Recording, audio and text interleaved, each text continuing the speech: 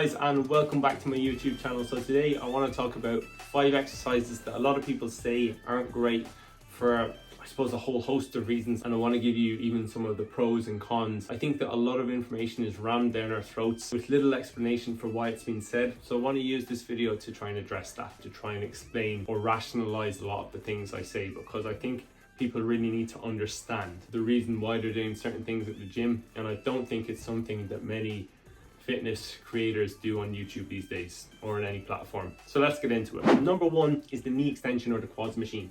This is a great exercise predominantly for your quads. So that's the first thing. Remember that. If you want to solely focus on your quads, this is the exercise that you're going to want to do. Another thing that it's really good for and can be bad for, if your goal is to burn less calories and just focus on preserving your energy use, then this is going to be a great machine to do, especially, as I said, if you're looking to build muscle in your quads or if you're just looking to focus on building muscle. What the knee extension or the quad machine is not good for is if you want to focus on a multitude of muscles at once. For example, if you want to focus on your glutes, on your quads, on your low back, even to some extent your hamstring and your calves and other stability muscles, you might want to do something like the squat. And if you're really looking at burning more calories, using weights to actually burn calories, work a lot of muscles at once, no, this is not a good exercise. The squat, for example, is a good exercise because it uses so much together. It requires so much focus, so much energy, so many muscles all at once. Now, the last thing I want to address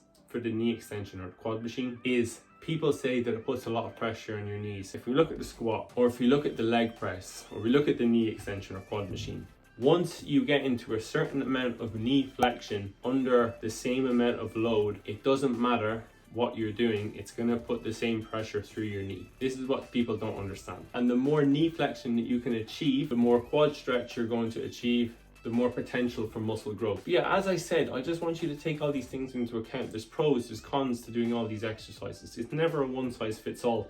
And that's actually just a video that I posted the other day.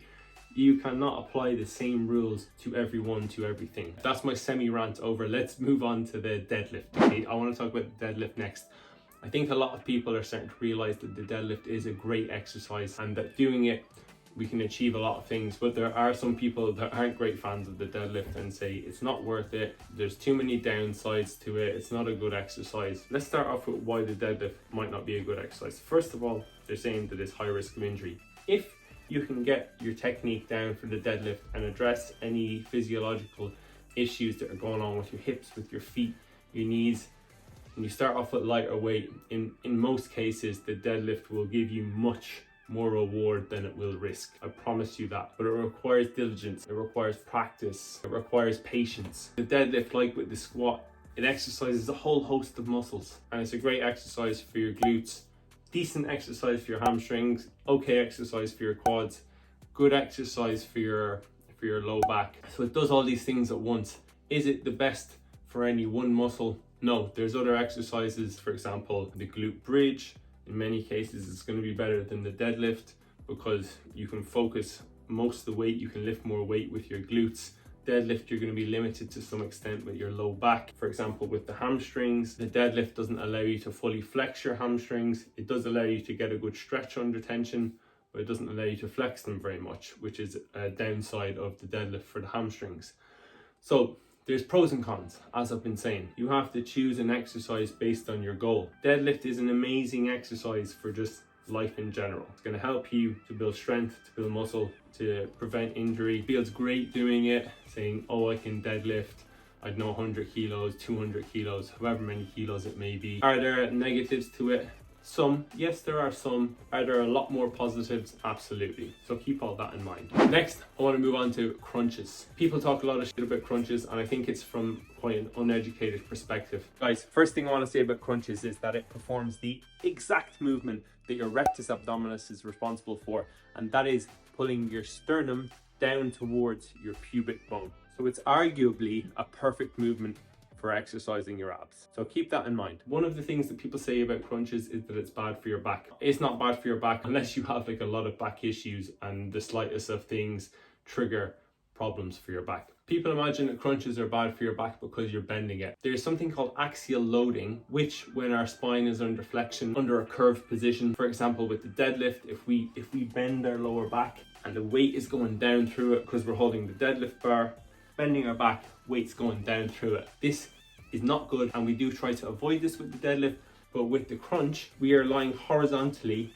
There is no axial loading going through our spine when we're doing it. So there's no issue with this in terms of spinal loading. It's completely fine. Now the other issue that could be considered for crunches is that they are too easy. For some people, if you can do more than say 30 reps of crunches and you're absolutely fine, or like you haven't really felt it that much afterwards, then no, crunches aren't for you, at least not doing crunches without a weight. So what I would suggest is if you can get a dumbbell, put it on your chest, hold on your chest and do your crunches like that, maybe achieve somewhere between 8 and 20 reps. It doesn't really matter the rep count, as long as you're not going like excessively high over 30. As long as you're achieving, as I said, in or around like 10 reps, 15 reps, not hugely important, but you are pushing yourself hard on every given set close to failure. This is going to elicit muscle growth. This is going to elicit growth in your rectus abdominis, or your rectus abdomini, if I do say so myself. So as I said at the beginning, there's always things to consider. And I think a lot of people can misunderstand the reasons that they are not believing in certain exercises. Next, number 4, I want to talk about the leg press machine, or even any machine for that matter. Machines get a lot of stick because they're not functional, because they don't use our stabilizing muscles, because they don't use as many muscles. If you're an athlete, if you're a sports person, no, machines aren't going to be the best use of your time, because when you're an athlete, in many cases, if you're a footballer, a rugby player, a runner, yes, you're going to need a lot of muscles to stabilize all your joints, not only for injury prevention, but even for specific strength transfer over into the game that you're actually playing. In that case, doing compound, more stability related exercises like the squat, for example, like the walking lunge, like the dumbbell press, amazing, because you're building muscle and you're having to use stability at the same time. Injury prevention, carry over into your sport. However, if you're a bodybuilder, or if your main focus is just building muscle in your legs, for example, with the leg press. If we compare the leg press to the squat, we don't need to stabilize much at all. And also our low back doesn't have to take nearly as much weight as it does in the squat. So we can shift a whole lot more weight in the leg press than we can in the squat, which means there's going to be a lot more pressure going through our quads and our glutes, for example, and it's going to allow for more muscle growth in, as I said, the quads and glutes. There's other muscles involved in the leg press, but not to the same extent as those two. Circling back around to the squat, no, we can't lift as much, but is it going to make us a better athlete? Absolutely. Is it going to build as much muscle? No, it's not. Plain and simple. The last exercise I want to talk about that gets a bit of stick is the tricep power bomb. Now, I've heard people say that this exercise doesn't align with the muscle in the triceps, some nonsense along those lines. Let's talk about what the triceps do. The triceps predominantly extend. They extend your arm. They extend your elbow. That is the main thing that the triceps do. They allow for some element of adduction because they cross over your shoulder joint. Okay, we'll talk about elbows in or elbows out, whether the elbows are in or whether the elbows are out. Either way, our elbows are still extending. Elbows in, extending. Not only that, but we're achieving a greater stretch on our triceps because our tricep comes past the shoulder joint. So when we bring our arm up and we bend our elbow down, we flex our elbow, this creates almost maximal stretch on our triceps, which is key for muscle growth. Pressure or tension under stretch is going to be one of the biggest drivers of muscle growth as long as we're lifting a significant amount of weight or a substantial amount of weight. Now, with all those things in mind, should your elbows be in?